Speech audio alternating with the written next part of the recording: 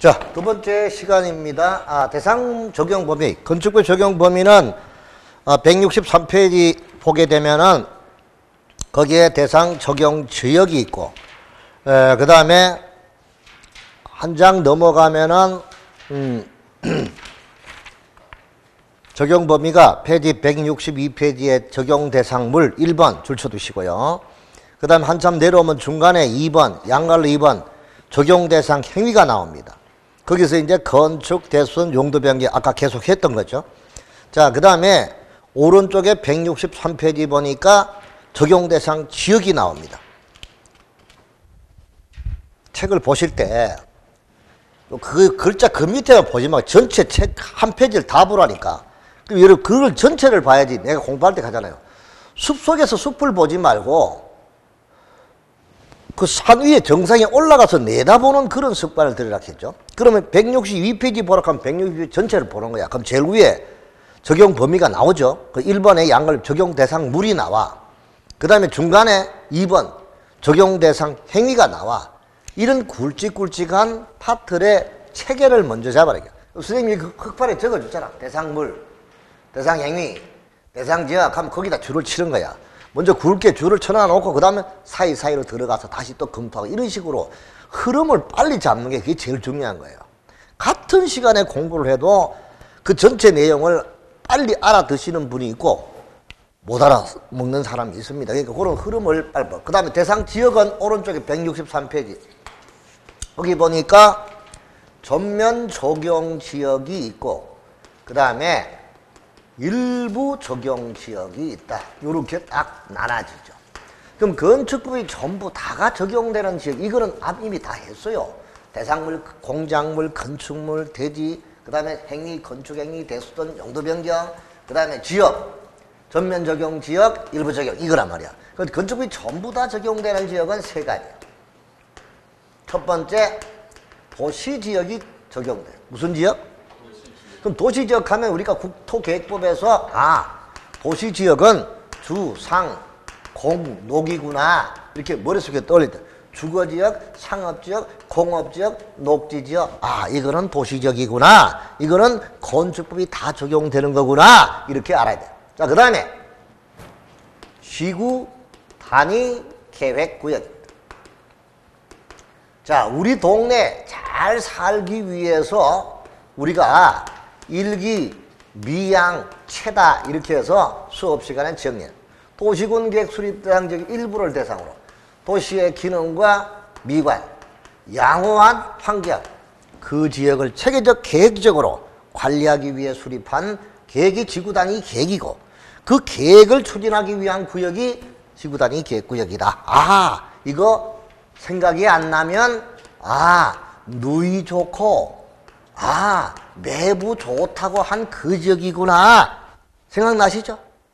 누이 좋고 매부 좋다. 건폐율 1.5, 용적률 2배, 높이 1.2.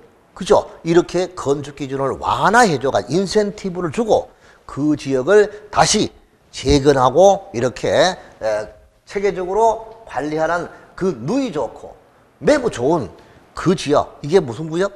시구 단위 계획구역이다 이거야. 그 안은 건축법 다 적용돼요. 자, 그 다음에 세 번째, 동또는 의배구역이야. 무슨 구역? 동또는 의배구역이고 섬일 때는 무슨 도, 추자도, 무슨 도. 저는 여름철에 내가 기억난 게 섬에서 한 일주일 동안 휴가를 보낸 한 5년 전이구나. 남해 추자도에 가서 5일 동안 그 가족들하고 5가족이 부부끼리 가서 참 배 빌려가지고 낚시도 하고 참 요즘 그 배 빌려가 낚시하다가 죽은 사람 있잖아요. 그 생각이 나요.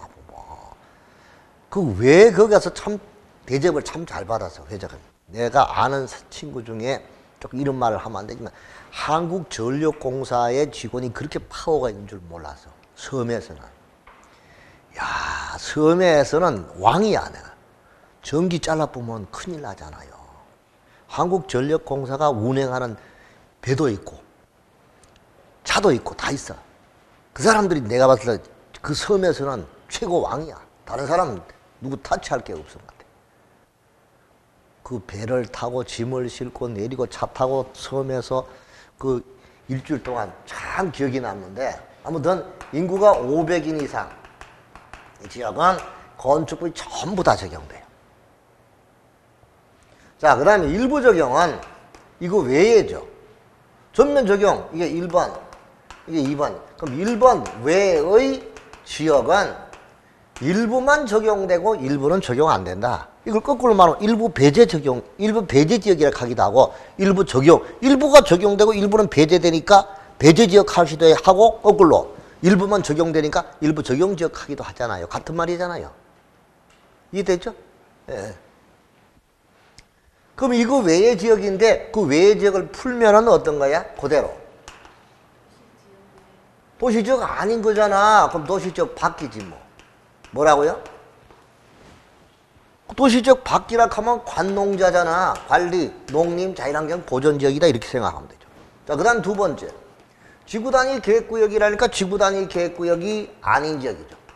지구단위 계획구역이 아닌 지역이야. 계획구역이 아닌 경우. 자, 그 다음에 동또는 읍의 이렇게 했죠. 동또는 읍인데 섬의 경우에 인구 500인 이상이라고 했잖아. 그럼 500인 거꾸로. 섬의 경우에 인구 500인 미만인 지역. 그럼 이런 지역들은 전부 다가 적용되는 게 아니죠. 그러면 이거를 풀면 이렇게 되는 건데 법에는 그냥 전면 적용 지역 외의 지역이래. 이렇게만 딱 나온다고요. 이거 풀면 이렇게 내가 풀이를 위해서 한 거지. 자, 그럼 요 지역에는 6가지의 건축법의 규정이 적용이 안 돼요. 그 6가지가 뭐냐 이거지. 6가지가 페이지 164페이지. 그래서 그 164페이지 6가지 보입니까? 적용 배제 규정 보입니까? 자, 그게 이제 6가지가 대도, 근근, 방대 이렇게. 선생님이 옆에 적어놨잖아. 대도, 근근, 방대. 시작. 아, 몰라도 돼. 아무 상관없어. 그냥 대지와 도로와의 관계야. 뭐라고요? 밑에 1번 대지와 도로와의 관계잖아. 맞죠? 그 다음 두 번째 도로의 표지와 변경. 뭐라고? 도로의 표지와 변경. 그 다음에 건축선의 지정. 그 다음에 건축선의 건축 제한. 그 다음 방화지구안의 건축물 대지 분할 제한인데 이게 무슨 뜻이냐. 이리 봐봐요. 이거 외울 거 하나도 없어요.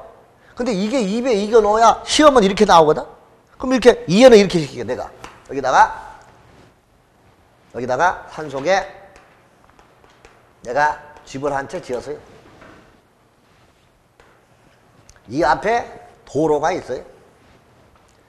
그러면 내가 이 도로를 이렇게 만들겠죠? 맞잖아요. 여기서 전봇대 세워가지고 전기 끌어 당기겠죠? 도로 밑으로 수도 물 끌어 당기겠죠? 그냥 그러면 고기라도 끄떡이 보세요. 맞잖아요. 이 집이 내가 이게 초가집이에요. 건강을 위한 초가집이라고. 자, 그러면 여기 보자고. 이때 이 집을 세울 때 우리가 건축법상에 건물이 있는 대지는 A대지, B대지, C대지야. 그럼 여기다 건물이 있어. 건물을 세우려면 반드시 어떻게 해야 돼? 건축물이 있는 대지는 도로에 얼마를 접해야 돼? 반드시 도로에 얼마를 접해? 2m 이상을 도로에 접해야 돼. 그래야 건축법상의 도로가 되는 거야. 그럼 2m 이거 안 접했잖아. 이거 안 접힌 걸 이거는 맹지락 하지. 뭐라고? 앞을 못 보는 땅이라고요. 뭐라고요? 맹지잖아요. 그럼 이게 건물을 못 세워요. 이 맹지는 도로가 없으니까. 세우려면은 A 땅을 빌려가지고 통로 몇 메다? 도로 2m 도로에 접하게 만들어 놓고 건물 세워야 된다 이거예요. 그럼 이게 이제 건물을 세웠다? 도로 2m 있기 때문에 가능한 거야. 무슨 말인지 알겠죠? 그럼 요런 도로가 무슨 도로야? 좀 이따 배울 건데 막다른 도로지. 아, 도로 끝에 건물이 있잖아. 무슨 도로? 막다른 도로라고요.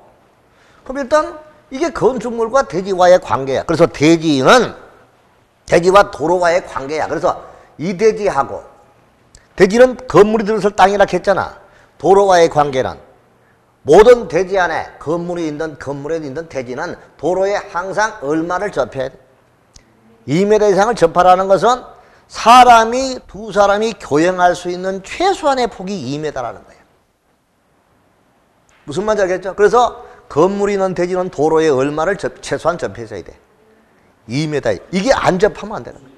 건물에서 2m가 그 대지에서 2m를 하고 있는 거 아니에요? 건축물 돼가지고 2m라고 그러면 그 대지잖아요. 대지인데 도로 옆에서 2m. 대지가 뭐예요? 땅. 대지가 뭐예요? 집인가요? 건물이 들어섰던 땅.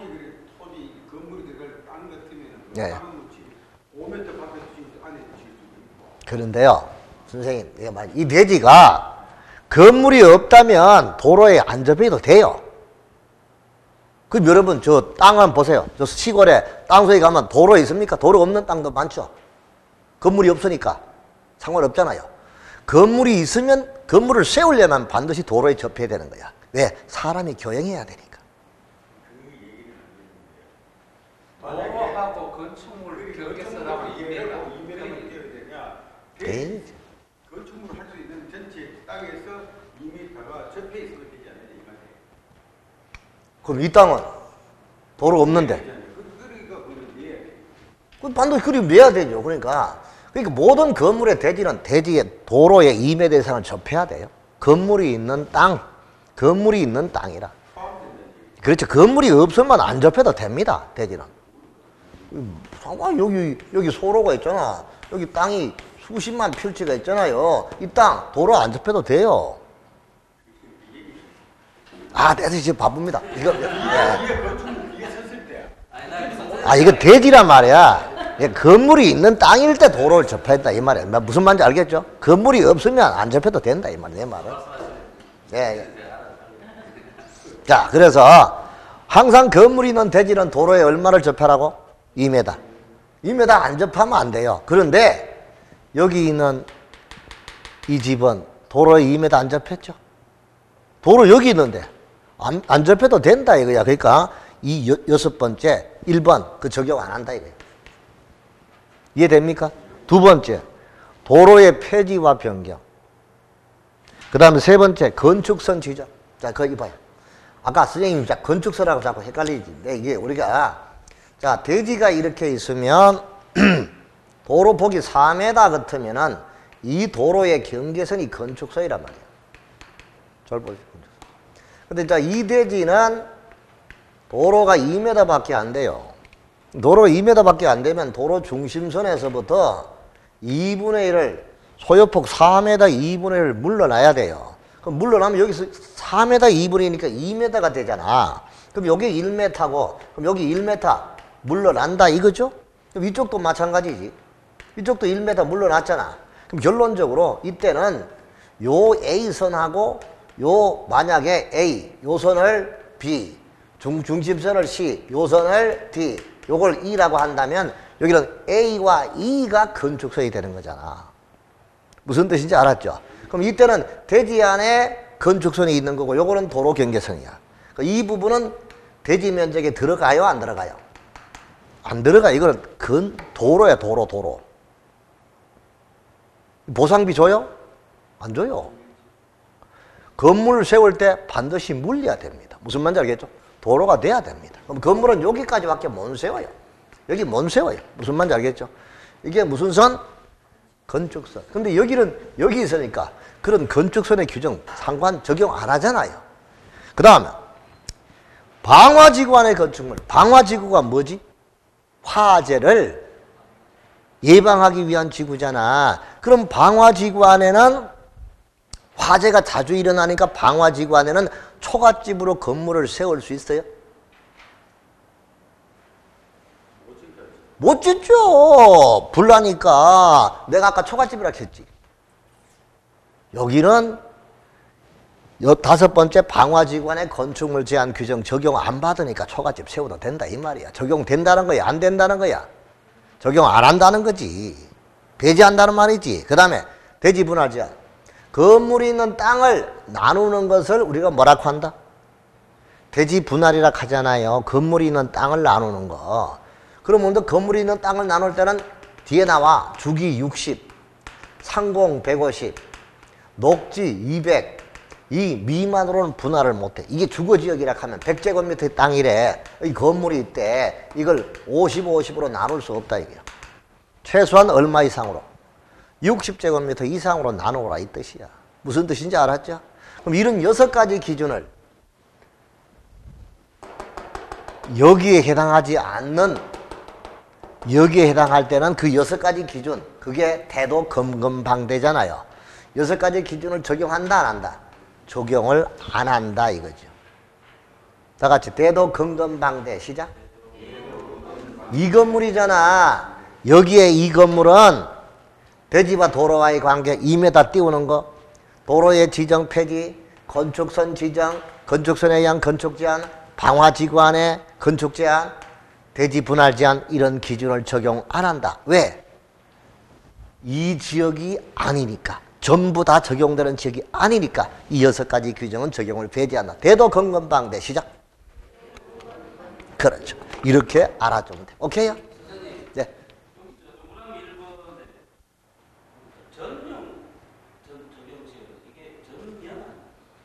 동그라미 1번 전면 적용이죠. 전용이라고 해요. 전면. 선생님 적은 대로 전면. 전면. 예, 그럼요. 그런 미스프린트니까 전면 적용 지역, 일부 적용 지역, 뭐 건축부 전용이나 전면이나 뭐 특별한 문제는 없는데 전면 적용 지역 하는 게 맞는 말이죠. 그렇죠? 전면 적용 지역 이렇게 보면 돼요. 자, 이렇게 해가지고 이제 건축법의 아파트 우리가 용어 정의하고 이런 거를 봐서요. 자, 그 다음에 이제 그럼 여기서 이제 건축법 적용 범위도 봤으니까 두 번째 파트로 가서 2장으로 건물의 건축을 어떻게 짓는가, 건축물의 건축 파트로 가봅시다. 자, 그래서 이제 페이지 166쪽에 건축물의 건축으로 갑시다. 자, 2장에 뭐로 간다? 건축물의 건축입니다. 자, 거기 늦게 오신 분, 프린터물 다 갖고 있나요? 네, 받아주셨네요. 그거를 딱 한번 보면 돼요. 자, 건물의 건축을 하기 위해서는 이렇게 그림을 한번 그려볼게요. 이 땅을, 산에 있고 이 땅이 있는데, 여기는 우리가 어떤 여러분 집을 지으려면은 배산임수, 풍수에 의해서 일단 공간이 있고, 그 다음에 반드시 이렇게 물이 있어야 됩니다. 도시가 만들어지기 위한 지역적인 조건 3가지를 꼽으라고 하면은 일단 병풍처럼 적을 막을 수 있는 주변에 산사태나 이런 걸 재해를 방지할 수 있는 산이 있어야 되고요. 그 다음에 적정한 공간이 있어야 되고요. 그 다음에 앞에 물이 반드시 있어야 됩니다. 물이 없으면은 이 3가지 조건을 안 갖추면 도시가 절대 만들어질 수 없습니다. 박정희 대통령께서 지금 여러분 세종 신도시를 노무현 때 대통령 때 만들었다가 그게 아니고 박정희 대통령 때 이미 다 만들어 놓은 거야. 그런데 그쪽으로 가려고 하니까 물이 부족한 거야, 그 당시에. 댐을 하나를 더 만들어야 돼. 그래서 차일피를 하다가 결국 돌아가시고 무마됐습니다만은 아무튼 이 조건이 갖춰져야 돼. 그럼 여기다가 이제 땅을 골아가지고 건물을 건축한다라고 한번 봅시다. 이렇게 건축을 하기 위해서는 우선 이 땅에다가 이런 용도, 이런 크기의 건물을 세우겠다는 사정 결정을 신청합니다. 자, 그러면 이제 신청이 들어오면 허가권자가 사정 결정을 해줍니다. 그럼 이제 사정 결정을 받으면은 2년 내에 이제 건축 허가를 신청을 하는데, 자, 허가를 신청하기 위해서는 먼저 건축주하고 계약을 맺습니다. 건축주와의 계약을 체결한다. 그럼 이제 건축주하고 누구하고 체결하느냐? 자, 건축주하고 설계자 간의 계약을 맺겠죠. 그 다음에 건축주하고 시공자 간의 계약. 그 다음에 건축주하고 감리자와 계약을 맺는다. 자, 그럼 여러분 우리 황금희 씨가 노래 잘할 것 같은데 남진 씨의 님과 함께 시작. 나를 노래를 시키다. 우리 사장님이 우리 반장님 한번 해보셔야 돼요. 님과 함께 시작. 우리 해병대 저 푸른 초원 위에 그림 같은 뭐를 짓고 집을 짓고 저 푸른 초원 위에 그림 같은 집을 짓고 자, 그림 같은 집을 짓기 위해서 뭐를 해야 된다? 그림을 그린다. 그림 그린 게 뭐다? 설계. 그럼 설계를 해가지고 허가 신청을 하겠죠. 허가 신청이 들어오면 이제 건축 허가를 해준다. 그럼 건축 허가를 하기 위해서 우선 여기다가 허가해줘도 좋으냐 이런 걸 물어야 되겠죠. 거기서 우리가 이제 허가를 신청해가지고 허가를 해줄 때는 자, 허가의 제한 조치도 있고 자, 그 다음에 도지사의 허가에 대한 도지사의 사전 승인도 있고 사전 승인 절차도 있고요. 자, 그 다음에 또 건축위원회의 심의 절차도 거쳐야 되고 그 다음에 일괄 협의회도 거쳐야 되고 이런 절차를 거쳐서 허가를 해줍니다. 그러면 이 땅에다가 여러분 건축을 받기 위해서는 몇 가지 협의를 거치고 심의를 거치느냐? 29가지 법의 심의를 거칩니다. 문화재보호법에 저촉되느냐? 폐수, 대기오염 뭐 그 법에 해당이 되느냐? 부터 출발해서 그 심의 절차를 다 거쳐가지고 허가하는 거야. 그럼 허가권자가 누구냐? 누가 될까? 허가권자는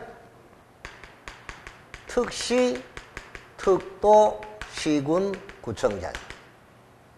원칙이. 예외적으로 특별시장, 광역시장. 이 사람이 허가권자. 특별자치시장, 특별자치도지사, 시장, 군수구청장. 그리고 특별시장하고 광역시장. 이 사람이 허가권자입니다. 그럼 허가권자가 이런 절차를 다 거쳐서 허가를 한다. 자, 허가를 받았으면은 이제 뭐 합니까? 허가를 받고 이제 착공계를 내겠죠? 뭐 한다? 착공신고. 무슨 신고? 착공신고해서 이제 착공을 해서 공사가 완료가 됐다. 자, 완료가 되면은 뭐 하는 거죠? 옛날에 준공검사인데 지금은 완료됐으니까 사용해도 됩니까? 물어보는 사용 승인을 신청하죠. 이제 사용 승인 신청하면 이제 오냐? 그 건물은 이제 다 지어줬으니까 사용해도 된다. 사용 승인 해주는 거죠. 사용 승인 받고 건축물을 사용을 하고 유지 관리 행위를 하게 되는 거죠. 그럼 여러분 건축법에 적용을 받는 아까 건축의 그 행위는 아까 건축을 건축하기 위해서는 건축 행위가 있고 대수선 행위가 있고 용도 변경 행위가 있는데 이거 외에도 건축물의 유지 관리 행위도 있다는 거 잊지 말라는 거예요. 뭐 하는 거도? 유지 관리하는 행위까지 우리가 건축법에 적용을 받는 행위라 이 뜻이에요. 무슨 뜻인지 알았죠? 자, 그러면 요렇게 해서 이제 건축이 지어진다 하는 거 알아두시고 여기 허가가 뭐냐? 지난번에 내가 허가가 뭐라 했어요? 개발행위 허가할 때 금지의 해제 행위라고 했잖아. 뭐라고요? 그러니까 자기 의무, 부자기 의무, 급부 수인 의무가 있는데 그 중에서 못하게 한 거 부자기 의무를 해제해 주는 것을 허가라 했잖아. 부자기가 다른 말로 바꾸면 금지란 말이에요. 금지를 뭐 하는 거? 해지해주는 행위를 뭐라고? 허가라 한다. 그럼 건축 허가는 성질이 뭐냐 이거지, 성질. 개떡 같은 성질일까? 아주 유순한 성질일까요? 건축 허가. 여기서 허가의 개념이 법률행위적 행위다 이런 말이 또 나올 것이고, 그 중에서 명령적 행위다 이런 거 나올 것이고, 그 다음에 건축허가는 대물적 허가다. 그래서 이거 이전성이 있어 이렇게 이야기할 거고, 그 다음에 이거는 또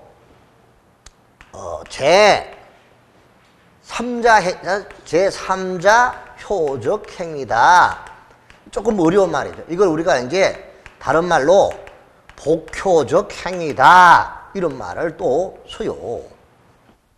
그 다음에 이제 여기는 건축허가는 법률행위적 행위고 명령적 행위고 대물적 허가고, 그 다음에 제3자 효적 복효적 행위고, 이거 이전성이 있고 이전성이 없다 하면 안 돼요. 있다. 자, 그 다음에 이러한 경우들을 쭉 우리가 수익적 행위다, 아니면 또는 수익적 행위다, 또는 부담적 행위다, 이렇게 말하는데, 이거를 우리가 두 가지 효과를 동시에 발생하니까, 수익적인 효과하고 부담적 효과를 동시에 발생하니까 이거를 더블 효과가 발생한다. 복효적 행위다. 이렇게 얘기하는 거죠. 그럼 이제 이런 거를 우리가 이제 조금 법학자들이 출제할 때는 이런 게 조금 나와요. 이런 게 이제 우리가 알아두시고, 그 다음에 건축허가를 받았으면 이제 착공하고, 공사 완료가 되면은 이제 사용 승인하는데, 일부가 완공이 되고, 전부가 완공이 되지 않아서, 완공된 부분을 미리 사용하는 것을 임시 사용의 승인하는 거예요. 무슨 사용의 승인? 이게 딱 그림 다야. 그러면 여기 프린트가 내가 일부러 위에는 건축허가 절차고 밑에는 주택건설 절차예요. 무슨 절차? 그럼 이리 봐봐요. 비교를 하는 이유가, 건축물의 건축은 크게 짓는 게 아니잖아. 이게 만약에 건축물 중에서 우리가 주택으로 하면, 주택도 건축물이잖아요. 이게 공작물이야. 공작물 속에 건축물이 있어. 자, 건축물 속에 주택도 있고 공장도 있고 두둥두둥 이런 게 있다 이거지, 한마디로. 오케이? 그러면 그 중에서 주택이, 건축물 중에 주택이 있다는 거야. 자, 그러면 주택을 30채 미만 짓는데, 몇 채 미만? 30채 미만을 짓는 거는 그냥 건축이라 하는 거야. 뭐라고요? 그때는 건축 허가 받으면 돼. 이거 받으면 돼. 이거 받아서 하는 거니까 건축이죠. 그러면 30채 넘게 건축하는 것을 건축이라 하면 안 되겠지. 크게 건축하니까. 그거는 건설, 무슨, 뭐라고요? 크게 짓는 거니 건설이잖아. 그래서 주택은, 내가 주택이라고 했잖아. 주택을 30채 미만 건축할 때는 건축 허가 받고, 30채 이상 건설할 때는 사업계획 승인 받아. 무슨 승인? 그래서 밑에 거 한번 봐봐. 밑에 주택 건설 절차에서 사업조체, 대지소유권 확보, 사업계획 작성, 사업계획 승인 보입니까? 사업계획 승인 보이죠? 그 사업계획 승인이 위에 건축허가와 같은 거야. 건축부에 뭐하고 같다고? 건축허가하고 같다고요. 무슨 말인지 알았습니까? 자, 그러면 이렇게 이제 돌아가는 게 이 파트인데, 자, 그러면 우선 아까 볼 거 없어. 이 땅에다가 땅을 밀어서 이런 건물을 건축하겠다. 그러면 이제 여기서 허가 대상 건축물을 건축하고자 하는 건축주가 허가권자에게 사전결정 신청하는 거예요. 그럼 여러분, 허가 대상이 아닌 건물은 사전결정을 안 거칩니다. 무슨 대상일 때만? 허가 대상일 때만. 자, 그럼 허가권자가 이거를 받았어요. 그러면 이게 신청하는 건 뭐냐? 이 땅에다가 이런 용도, 이런 크기의 건물을 건축하려고 하는데 허가해 주시겠습니까? 묻는 거야. 그러면 허가권자가 오냐? 그런 용도, 그런 크기라면 허가해 주마. 이렇게 약속하는 거예요. 이게 이제 허가 결정권자가, 사전 결정권자가 누구야? 허가권자가 하는 거지. 그럼 허가권자가 아까 누구라 했어? 허가권자가 특시, 특도, 시군구청장이잖아요. 그럼 요 사람이 5명이지.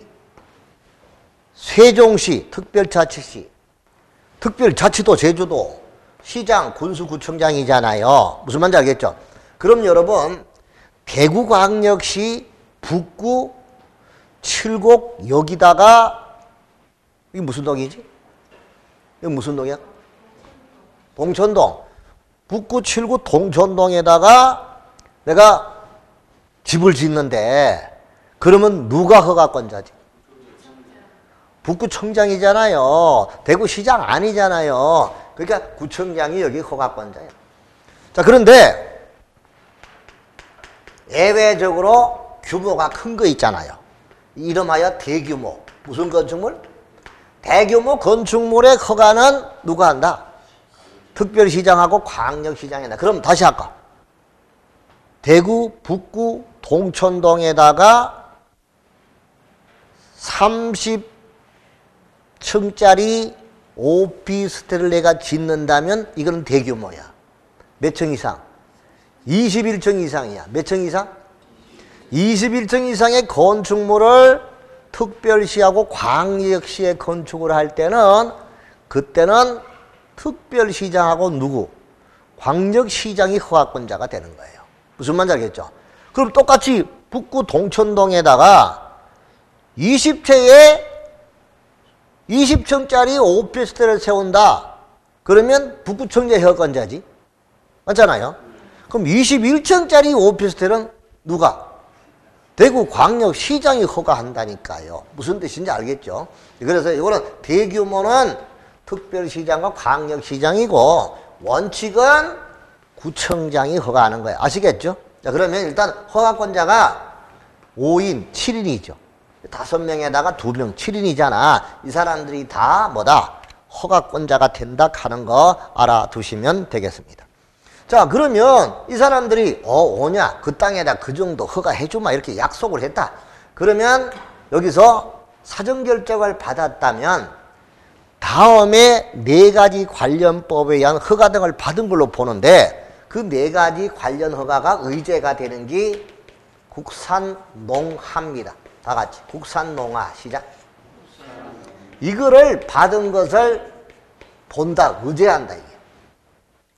그럼 이게 무슨 말이냐? 국토계획법에 우리가 지난번에 국토계획법에 개발행위 가면 건물 토토토라고 했죠. 개발행위가 건물 토토토잖아.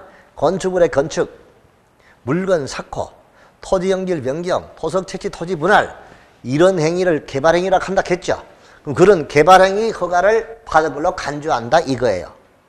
그 다음에 산지관리법에 산지전용 허가나 신고, 그 다음에 농지법에 농지전용 허가 신고, 그리고 하천법에 하천점용 허가 이런 것 등을 받은 걸로 뭐한다? 간주한다 이겁니다. 오케이? 다 같이 국산농화. 국산농화. 이거를 사전결정을 받았을 때 의제되는 게 4가지야. 그럼 요거 간평시험 문제 잘 나오죠. 다음 중 건축법에 사전결정을 받았을 때 의제되는 사항이 아닌가. 1번, 2번, 3번, 4번, 5번. 도로 점용 허가 이렇게 잘 나와요. 도로 점용 허가 받은 걸로 보는 거예요? 안 보는 거예요? 거기 없잖아요. 국계법의 개발행위 허가, 산지전용 허가, 농지전용 허가, 하천점용 허가는 받은 걸로 보는데 도로법의 도로점용 허가는 받은 걸로 본다 안 본다? 안 본다. 요런 게 시험, 요 정도야. 이 시험 문제 어렵지 않다니까요. 그런데 이 전체 흐름을, 공법은 여러분 사람도 마찬가지고 이리 봐봐요. 사람도 마찬가지고 우리가 법률 공부할 때도 마찬가지예요. 사사로운 법, 사법은 우선은 사람과 사람의 관계나 또 재산과 재산의 관계나 이런 관계니까 우리 일상생활에서 늘 접하는 그런 관계야. 그런 관계니까 우선은 접근이 쉬워요. 그 민법은 접근하기가 쉬워, 처음에. 처음에 접근하기 쉬운데 공법은 좀 딱딱해요. 처음 접근하기 어려워요. 근데 어느 정도 접근이 되면 너무 쉬운 거 있죠. 사람 관계도 저 인상 보면 저 봐라. 되게 못되게 생겨서 이런 사람들이 오히려 한 번, 두 번, 세 번 만나고 하면 친해지면 너무 편합니다. 원칙대로 딱딱 정해지는 걸 가는데 처음 너무 좋은 것처럼 접근하죠. 나중에 보면 그놈의 인간 때문에 큰 문제도 생길 수 있어요. 그러니까 공법은 그와 똑같아.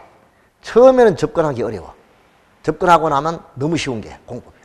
근데 사법은 처음은 시작은 접근하기 쉬워. 근데 가면 갈수록 어려운 게 민법이라는 거예요. 여러분 무시하면 안 돼요. 이해합니까? 내가 34년을 공부한 이 강의를 한 선생의 이 얘기를 잘 들으시라니까 한마디로. 공법은 처음이 어려운 거야. 어느 정도 접근되고 나면 너무 쉬운 거야.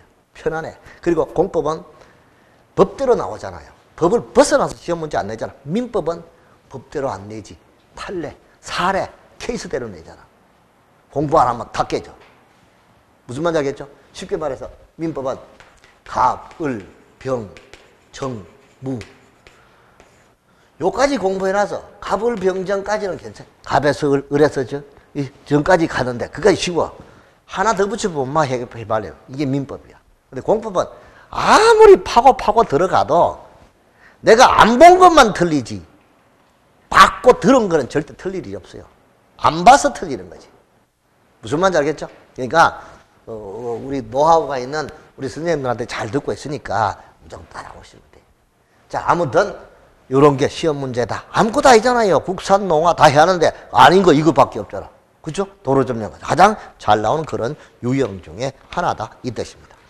자, 그 다음에 사전 결정을 받고 몇 년 내에 허가 신청한다 해서 몇 년 내에? 자, 그럼 여러분 사전 결정 제도가 왜 만들었을까요? 이렇게 생각해요. 외우지 말고 왜 만들었을까요? 이리 봐봐요. 이 사전 결정 제도가 없을 때 어떤 문제가 발생했느냐? 내가 이 땅에다 집을 지으려고 땅을 샀어? 땅을 샀어요. 허가 신청했어요. 허가권자가 29가지를 검토하는 가운데서 한 가지만 반대하면은 허가 못 해줘요. 무슨 말인지 알겠습니까? 땅 사가지고 설계 다 해가 돈 들여갖고 땅 사가 설계 다 해갖고 건축허가 신청 들어갔단 말이야. 15일 뒤에 허가 안 나오네. 빠꾸대 왔어요. 그러면 건축주가 엄청 피해를 보잖아요. 설계비 몽땅 들어갔지. 뭐 들어갔어?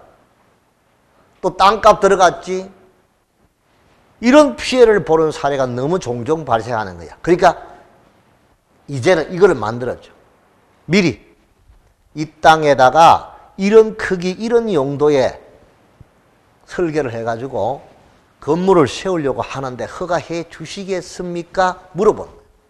그러면 허가권자가 심사숙고해가지고 그래. 그 정도 용도 같으면, 그 정도 크기 같으면 허가해 주겠다라고 미리 약속하는 거예요. 그래서 우리가 법적으로 이 사전결정의 성질을 뭐라고 하느냐? 행정상, 이것도 책이 없죠? 법조문에도 없죠? 행정상 확약이라고 합니다. 뭐라고 한다? 행정법에 나오는 법 개념이에요. 행정상 뭐라고? 확약. 행정부가 행하는 약속이라는 거예요. 뭐라고요? 약속. 이게 우리 행정법에 크게 부각돼서 나타난 게 1980년도 서울의 목동 신시가지 사건입니다. 사법고시 시험에도 나왔어요. 2차 시험에. 행정법에서. 서울 목동이 이제 목동이 강서 쪽의 강남이나 똑같아요. 그만큼 목동이 참 잘 사는 동네로 생활이 살기 좋은 곳으로 인정됐습니다. 그 목동 신시가지 구성을 만들 때 어떤 문제가 발생했느냐? 한 집에 새들은 사람이 3명이 있었어요. 건물 주인한테는 이 집 철거해주면 아파트 입주권 주겠다라고 하니까 헌집 생겼잖아. 헌집 대신에 뭐? 새집 생기겠다는데 반대할 사람이 없는 거예요. 헌집 그 다 찌그러지가는 그 초가상칸 그거 하나 대신에 뭐를 주겠다는 거야? 아파트 진짜 아방공 같은 아파트를 한 채 주겠다는데 반대할 사람 아무도 없잖아요. 근데 문제는 전세돈 그때 3,000원, 1,500원 할 때야. 전세금이 1,500원, 3,000원 하는 전세금 그거 받아 나가가지고 다른 데 가서 쪽박통에 가서 살 수도 없어요. 그러니까 세입자들이 데모를 했죠. 데모를 해가지고 그 목동에 도시계획과 과장을 여관방에다가 3일 동안 감금시킨 사건이 목동 신시가지 사건이에요. 무슨 사건? 이게 목동 신시가지 사건이에요. 여기서 나온 게 이 단어가, 이 용어가 나온 거야. 행정상 뭐라고? 확약.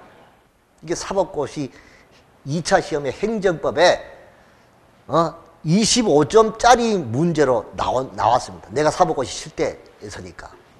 나 이거 그 평생 하지 안 잊어버려요. 이 문제는 내가 맞췄으니까.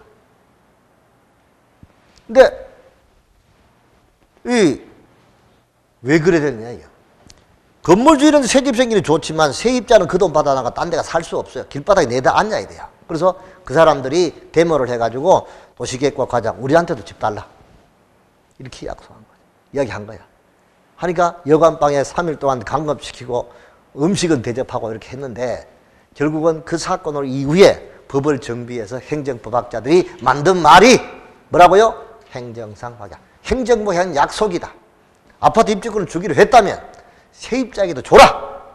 그때부터 재개발 사업하고 할 때 학생이 재개발 사업 그 지역에 새들어 살거나 자취를 하거나 하더라도 그 학생들에게까지 이사비를 준다거나 이런 제도가 그때부터 도입된 거예요. 우리나라. 얼마 큰 사건이죠. 맞죠? 이때 만들어진 용어가 뭐라고? 행정상 확약이야. 그러면 이 땅에다가 이런 정도 크게 건물을 세우겠다 허가해 주겠습니까? 오냐 해줘봐. 이렇게 약속을 했다면 반드시 약속은 어떤 약속이든 약속대로 이행을 해야 하는 뜻입니다. 아시겠죠? 그래서 이게 행정상 확약의 법리가 됩니다. 그럼 사전결정을 받았다면 2년 내에 뭐를 합니까? 허가 신청을 해야 됩니다. 자, 이때 허가 신청을 하기 위해서는 먼저 건축주하고 설계자, 그림 그리는 설계하는 사람, 건축주와 시공자, 건축주와 감리자 간에 계약을 해서 하는 거죠. 그럼 여러분 어떤 책에 보면 이 건축주와의 계약이 이거 끝나고 난 다음에 여기 나오는 데 있어요. 책에 그렇게 나온다고. 그러면 아니 한번 물어봅시다. 건물 다 짓고 난 다음에 건축주하고 계약합니까? 건물 다 짓고 난 다음에 설계합니까? 말 같은 소리. 그러니까 책을 쓰든 뭘 하든 책을 쓰는 정도의 실력을 갖고 있다면 수험생들한테 정확하게 이거를 전달할 수 있는 능력이 있는 사람이 책을 써야 돼. 솔직히 말해서. 자, 그럼 어쨌든 간에 여기 그림을 그렸습니다. 설계를 했습니다. 그러면 이제 허가 신청을 합니다. 옛날에 허가 신청할 때 어땠습니까? 솔직히 말해서 차에다가 차에다가 시방서 설계서 이따만한 그 자료를 들고 낑낑대면 허가관청에 그 계장한테 갖다 줬습니다. 계장은 그거 놔두고 가세요. 그럼 계장은 집에까지 갖고 와서 검토하는 거야. 그 과장한테 서류 올립니다. 그 과장 그 위에 거쳐서 구청장이 건축가 출신이가 뭘 아나? 솔직히 말해서 몰라. 모르이. 밑에 과장 보고 어이 과장 도장 찍을까? 물어보고 했잖아요. 한마디로. 마찬가지죠. 그 지금은 그래 할 필요 없어요. 왜? 여기 제도가 있잖아. 이제 허가 신청이 들어왔죠. 그 허가권자가 건축위원회에 심의를 붙입니다. 그 다음 민원일괄 협의회라는 게 뭐냐? 건축사, 건축증렬 공무원 이들로 구성된 협의체입니다. 이 사람들이 최종적으로 의논해가지고 허가해 주세요라고 올리면 허가해 주면 되는 거야. 여기 조사하는 법이 29가지 법이 있다는 거야. 환경, 그 다음에 대기오염, 문화재 보호관계법 이런 법에 저촉되는 거 안 되는 거 다 해가지고 전문가들끼리 협의해가지고 허가해 주세요라고 하면은 구청장이 도장 팍 찍으면 끝나요. 무슨 말인지 알겠죠? 그렇게 하니까 지금은 구청장 아무것도 몰라도 돼요. 그 다음에 허가를 좀 더 심숙하게 하라고 도지사의 사전 승인이 있고 허가 제한이 있습니다. 허가 제한은 국장하고 도지사가 시도지사가 하는 게 이거는 국토 그 다음은 국가관리라든가 또는 시도에서는 지역도시계획이나 이게 저촉이 된다. 이럴 때는 허가를 제한할 수가 있는데 제한의 기간이 2년 이내입니다. 몇 년 이내? 자, 그 다음에 도지사의 사전승인은 아까 허가권자 중에서 이 대규모 21층 이상이라든가 연면적 합계 10만 이상의 건물을 건축할 때 그때는 특별시장, 광역시장이 허가한다 했잖아요. 맞죠? 그런데 특별시와 광역시 안에서 21층 이상 10만 이상의 건물을 건축할 때는 특별시장, 광역시장이 허가권자가 되는데 특별시, 광역시가 아닌 시군지역 그럼 김천시라든가 구미시라든가 이런 지역, 시군지역에다가 21층 이상 건물 세운다면 그때는 어떤 절차를 밟아서 허가하느냐 이거야. 자, 봅시다. 여기 칠곡은 북구, 대구시 북구입니다. 요거를 벗어난 칠곡, 외관, 그 위에 구미. 자, 구미시에서 내가 21층짜리 오피스텔을 세운대요. 그러면 내가 어떻게 허가를 받아서 세울 수 있겠습니까? 구미시에서 내가 21층짜리 오피스텔을 세운대. 아까 대구광역시 북구 동천동에 21층짜리 오피스텔을 세울 때는 대구광역시장 허가 받는다 했잖아. 맞아. 근데 구미시에서 21층짜리 오피스텔을 세울 때는 구미시장이 허가해 줍니까? 아니면 구미시장이 도지사의 사전 승인 받아서 허가해 줍니까? 그게 바로 도지사의 사전 승인이라는 거예요. 그러니까 이 대규모를 일반시나 군에 설치할 때는 허가권자인 시장 군수가 누구의 승인받고 도지사 승인받고 시장 군수가 허가해 줘야 된다. 이게 도지사의 무슨 승인? 사전 승인. 무슨 승인? 도지사의 사전 승인이다 이거예요. 그럼 다시 한 번 더. 북구 동천동에다가 50층짜리 빌딩을 세울 때는 대구광역시장한테 허가받아야 되죠. 맞죠? 그러면 경상북도 구미시에다가 내가 30층짜리 빌딩을 세운다. 그러면 구미시장이 허가권자인데 구미시장이 누구한테? 경상북도 도지사의 뭐를 받아서 사전 승인을 미리 받아가지고 오냐? 도지사가 승인해주면 그때 구미시장이 허가해주는 거야. 무슨 뜻인지 알겠죠? 이것이 무슨 승인? 도지사의 사전 승인 제도다 이 뜻입니다. 알았나요? 네. 자, 근데 이제 그걸 우리가 이제 사전 승인이라 하는 거죠. 그런데 여기서 빠뜨린 게 있는데 일단 옛날에는 건물을 세울 때 남의 땅에다가 건물도 세운 놈도 있고 이래 되니까 분쟁이 발생해. 그래서 이제는 건물을 세울 때는 대지에 뭐를 확보하고 소유권을 뭐 한다? 확보하고 건축 허가를 받아서 건물을 세워라 이겁니다. 그래서 그 그림의 프린터물에 대지 소유권 확보, 그리고 안 되면 무슨 청구?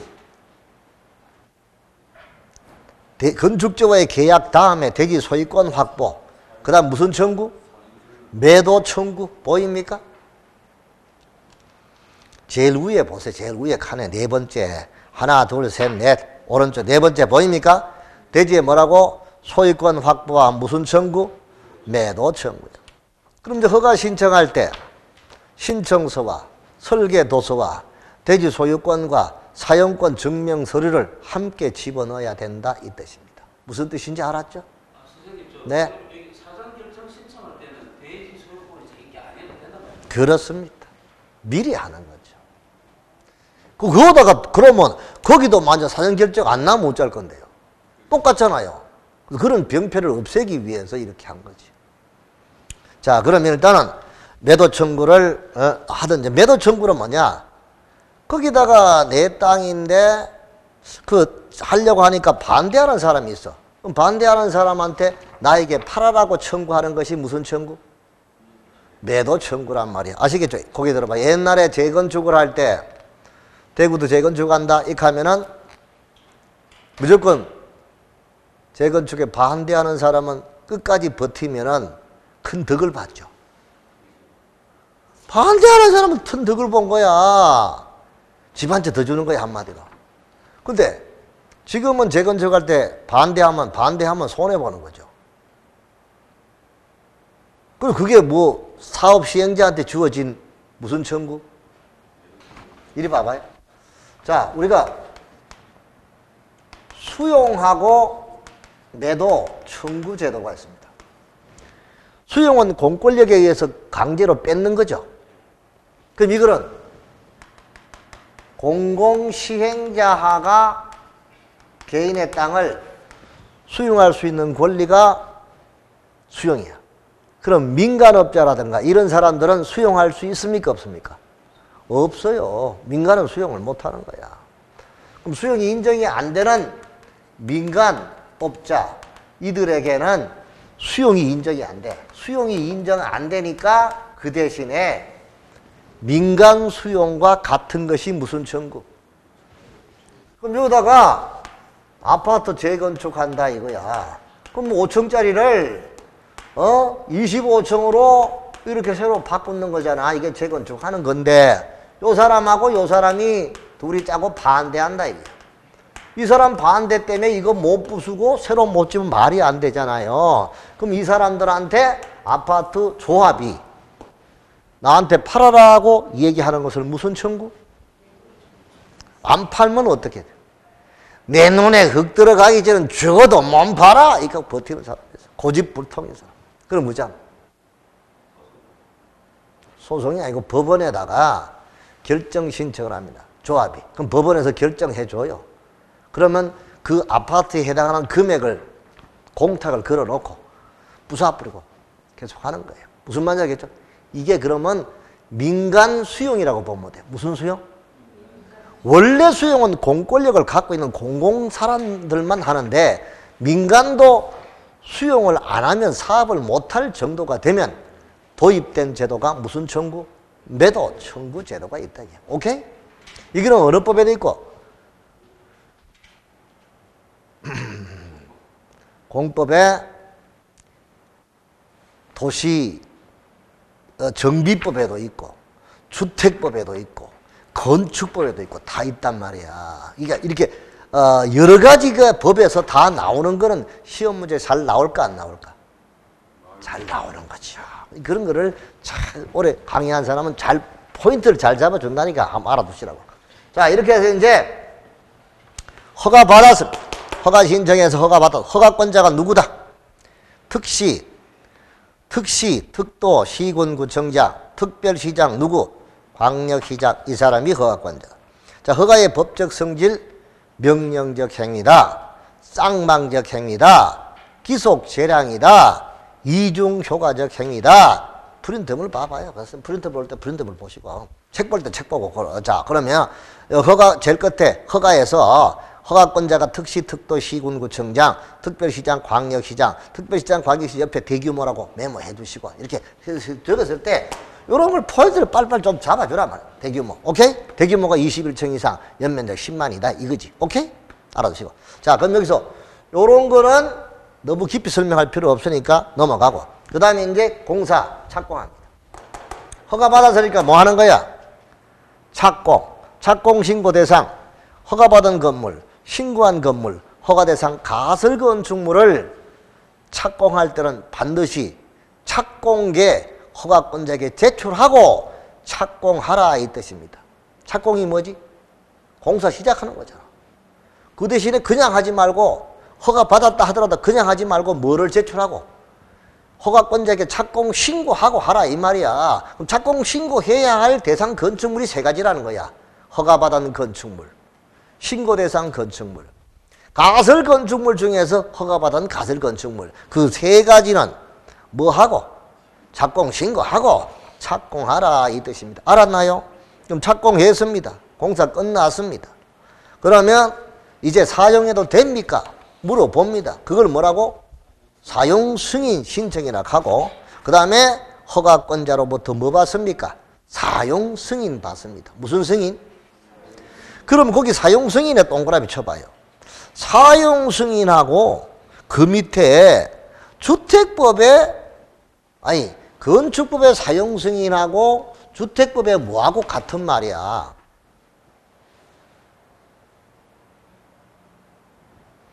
요 두 줄은 건축법, 여기 두 줄은 주택법이라 이 뜻이야. 그러면 이거하고 같은 게 주택법에 뭐하고 같는가 한번 찾아보란 말이야. 예? 제일 밑에 줄에 끝에서 네 번째 사용검사라는 말 나오지.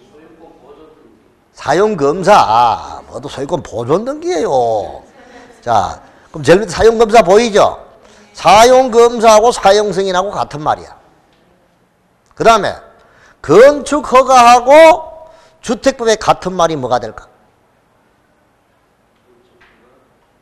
건축법에 건축허가하고 주택법에 같은 말이 뭐가 될까? 오케이! 사업계획 승인. 그럼 건축허가 받으면 사업계획 승인허가 받은 걸로 봅니까? 이리 봐봐요. 건축허가하고 사업계획 승인 같다 했잖아. 그러면 이리 봐봐. 사업계획, 주택법에 사업계획 승인 받으면 건축허가 받은 걸로 봐요. 근데 건축허가 받았다고 해서 주택법에 사업계획 승인은 받은 걸로 보지 않습니다. 어느 게 더 크니까? 사업계획 승인이 큽니까? 건축허가가 큽니까? 아까 내가 했잖아. 30채 미만 건축은 건축허가고 30채 이상 주택을 건설한 사업계획 승인을 했잖아. 큰 거 받았을 때 작은 거 받은 걸로 보는 것이고 작은 걸 받았을 때는 큰 걸 도로 받아야지. 의제가 돼요 안 돼요? 그럼 시험 문제 잘 나오겠죠? 건축허가를 받은 경우 주택법에 사업계획 승인 받은 걸로 간주한다. 틀리는 거지. 그 대신에 주택법에 뭐 받았을 때 사업계획 승인을 받은 경우 건축법에 뭐 받은 걸로 건축허가 받은 것으로 본다. 맞는 소리가 되는 거다 말이죠. 아시겠죠? 이 시객관식 문제는 이런 거예요. 그러면 이런 걸 알기 위해서 흐름은 알아야 될 거 아이가. 그래서 한눈에 보이게끔 이렇게 해줘야지. 처음 본 사람들이 이걸 왜 알겠노? 아, 그저 그림 잘 그렸네. 이 그린다고 고생했네. 이 정도로 생각하시겠지. 누가 그렸노? 공법 선생님이 그랬어. 제가 이게 다 컴퓨터 전부 내가 합니다. 누구한테 시켜서 하는 게 아니고. 자, 어쨌든 간에 이렇게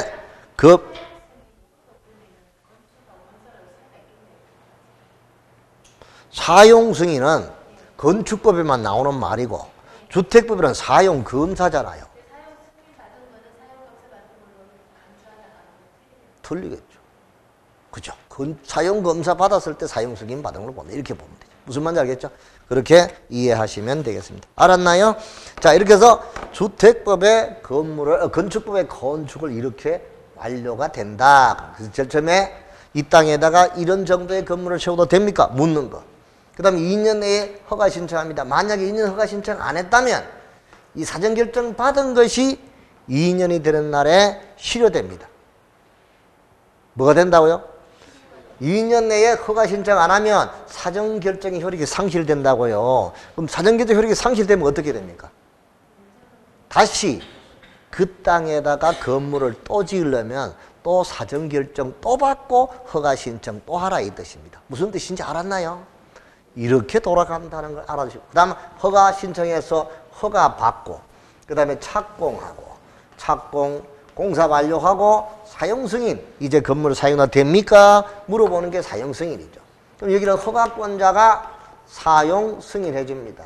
그럼 사용 승인 받고 건축물을 사용하고 유지 관리하는데, 이것도 건축물이 일정한 기간이 지나면 노후가 되고 보기 싫어. 그러면 철거를 할 수 있습니다. 철거하기 며칠 전.